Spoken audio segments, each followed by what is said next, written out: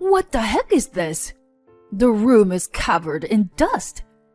You're just trying to get out of doing housework because you're sick, aren't you? You know I like things clean. For God's sake. Even if you had to sneak out of the hospital, you should come home and do housework properly. The person I call my husband is probably not a human, but a demon or something. Otherwise, there's no way he would say such foolish things to his wife, who is in the hospital with cancer. But what a waste this ignorant man is. Excuse me, but your wife is now... The doctor's words were just the beginning of this man's descent into hell. My name is Sarah, a 35-year-old office worker. I've been married to my husband Kenny for almost 3 years now. I'd like to say that we have a wonderful married life. But the truth is, we don't. Work is enjoyable, and it feels great when hard work pays off and gets recognized. But the problem lies at home. When I come home exhausted, it's Kenny who's already home and greets me. Is delivery okay for dinner? Kenny answers me. Hey, even though you have a job, don't you think you're slacking off too much? Here, look at this. He shows me a photo of a dinner table with fancy dishes. By the way, he's shown it to me dozens of times.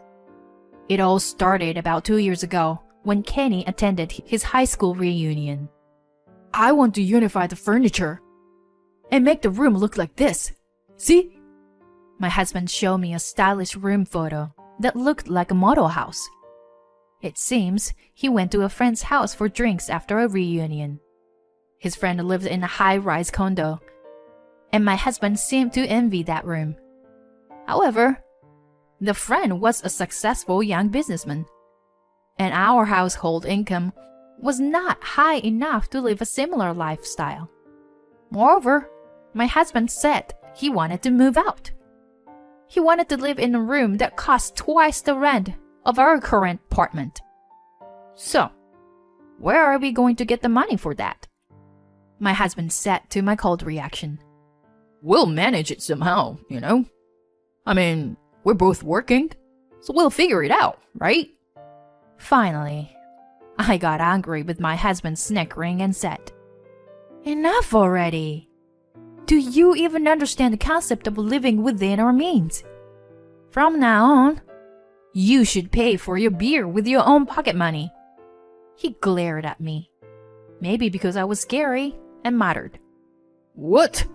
I was just joking. You're such a buzzkill.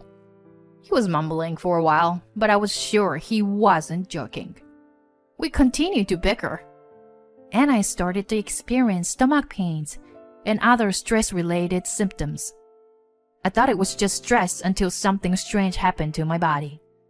I started bleeding, even though it wasn't my period, and it wouldn't stop. I went to a nearby hospital and was diagnosed endometrial cancer. Hearing the diagnosis, my body shivered, even though it wasn't cold. Then, the doctor said something that made it worse. Do you plan to get pregnant in the future? It was a severe condition, and the best option was to remove the uterus. I will talk to my husband. I couldn't stop crying while driving home. If I lost my uterus, I wouldn't be able to have children ever. I wonder what Kenny's reaction will be. He loves children, so I'm afraid of getting divorced. When my husband returned home, I talked to him about the test results, treatment, and his thoughts. We took the time to have a conversation for the first time in a while. My husband was very shocked, but we made a decision. After that, I took a leave of absence from work and my treatment began. In the end, we decided to undergo chemotherapy after having my uterus removed. On the day of the surgery, my husband took the day off and accompanied me to the hospital. I felt uneasy about my husband's oddly cheerful mood. However, I overcame major surgery and lost my uterus. During my hospital stay, colleagues and friends came to visit me. I felt sad that a friend with a child came to visit me. My in-laws who lived nearby also came to visit me. "You did well, Sarah." After those words of encouragement, my mother-in-law said, "I know it's tough, but please take care of the household finances and chores a little more carefully." My father-in-law immediately interrupted her. "Hey, stop it. Not now. Sarah, never mind, okay?" I had no idea what their conversation meant at that time. As for my husband Kenny, he always seemed to be in a good mood whenever he visited me in a hospital. "Sarah, you might be surprised when you get discharged." "Well, look forward to it." I thought I would be happier about anyone who came to visit me, rather than a surprise. After a while, I was scheduled to be discharged temporarily and was excited to return home. I would be admitted to the hospital again soon for chemotherapy. When my husband picked me up from the hospital, he said, "Don't be surprised when you see inside the house."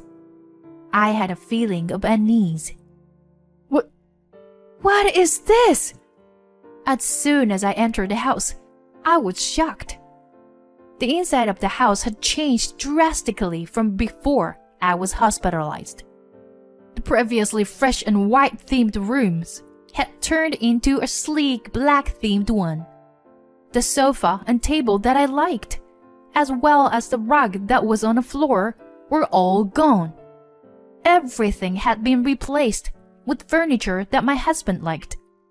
What surprised me even more was that all the appliances, including the washing machine and refrigerator, had been replaced with new black ones. I was frozen in shock at the sight. "How's that? Pretty amazing, right?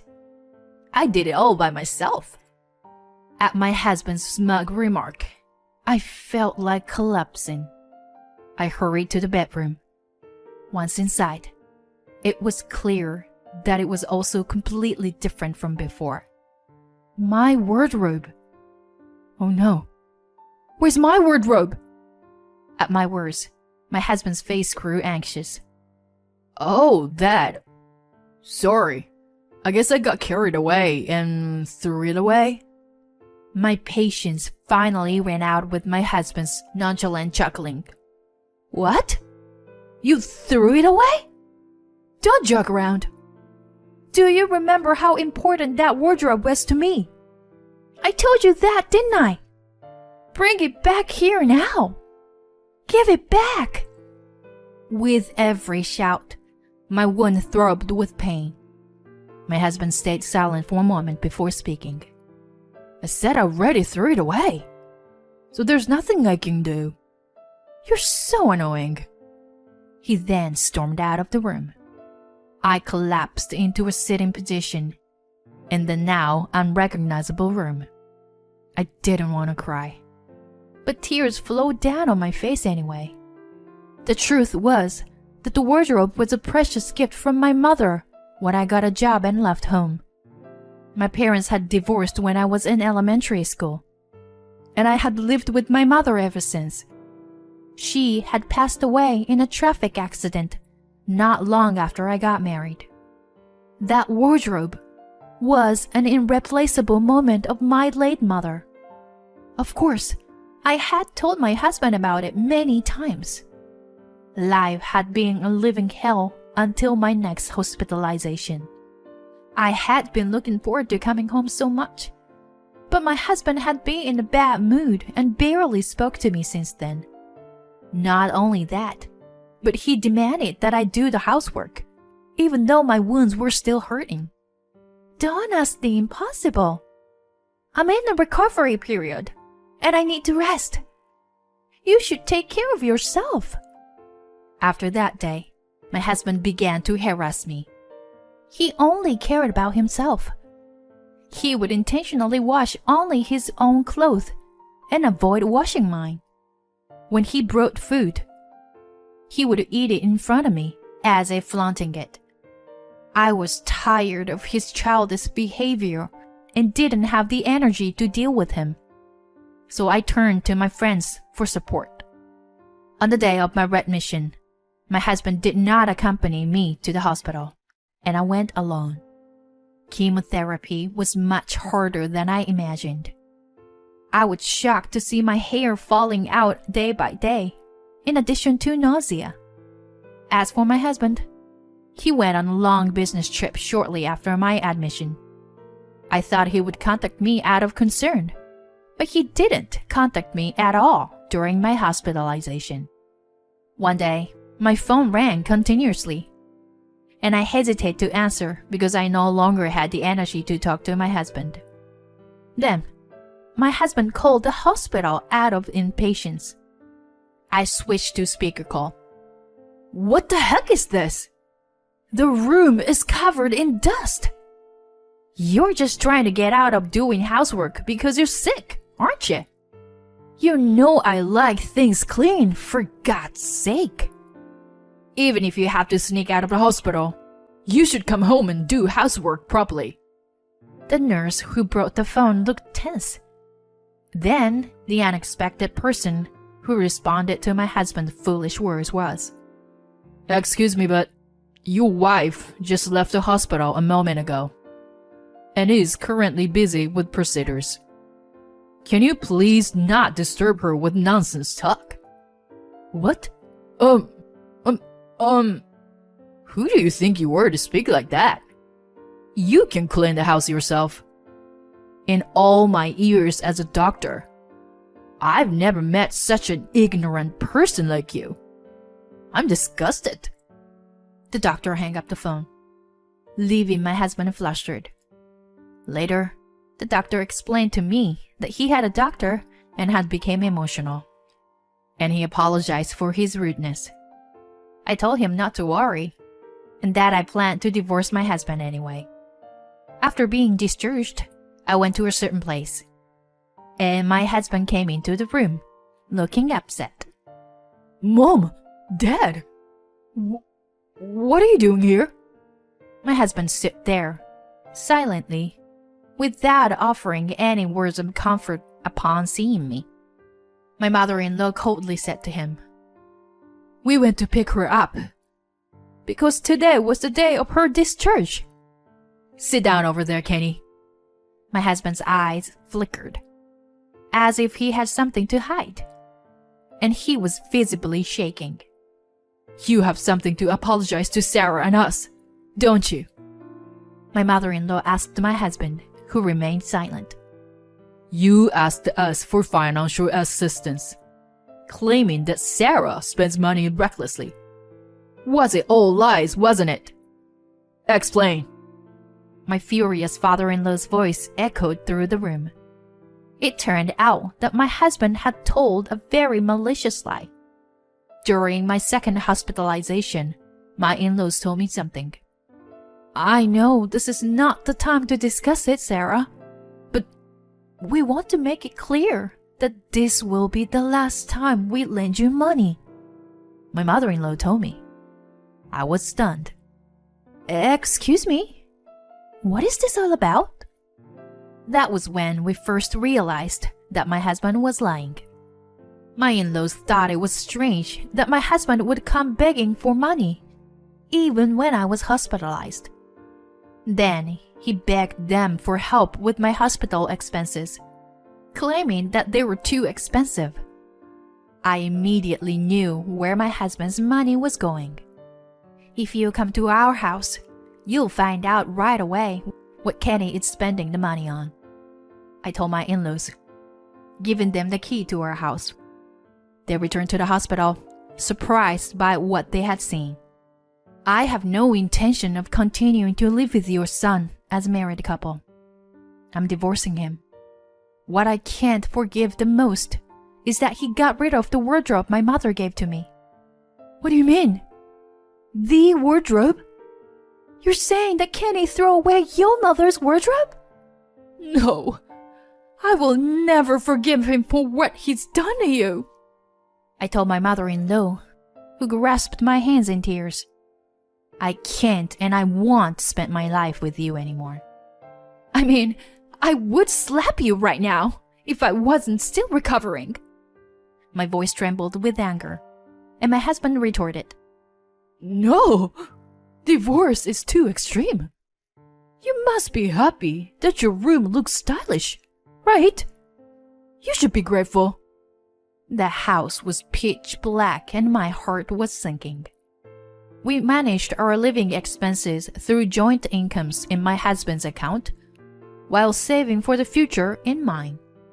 We had saved up for when we had a child. When I was diagnosed with cancer, he had become selfish, thinking that he could use the money however he wanted, since I could no longer bear children. That made me extremely sad. Don't you understand how much I care for you, Sarah? This is wrong. You can't divorce me. I looked at my crying husband with a cold gaze. Then, my mother-in-law, who was sitting next to me, shouted at him. Shut it, Kenny. You treated Sarah so horribly. And you should know that. Even though I lost my hair and weight, you, Kenny, haven't shown any concern for me. You've only been thinking about protecting yourself. I can't be with someone like that anymore. My husband remained silent, hanging his head. After a while, we divorced. Thanks to the effort to my ex-in-laws, the division of property were in my favor. My ex-husband reluctantly repaid the money he had borrowed from his parents, a sum of $30,000. Although we had just finished remodeling our house, my ex-husband couldn't afford to live there alone on his salary and decided to move out. He now lives in a shabby apartment that he had to borrow money to pay for. I have a friend who works at the same company as my ex-husband. I heard that he is now labeled as a dangerous person who harasses his wife, who is battling cancer. He brought it upon himself. He can regret it for the rest of his life. As for me, I am enjoying living alone for the first time in years, while undergoing regular checkups. Once my physical strength stabilized a bit more, I plan to return to work. My boss has assured me that it's okay to do it at my own pace, which I'm grateful for. I'm just so glad my mother's wardrobe has been returned to me. I found it at an antique shop when I brought in some of my unwanted item after moving.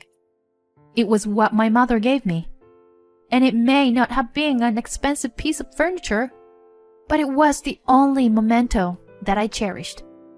On the back corner of the wardrobe was my late mother's writing, Sarah, always be happy.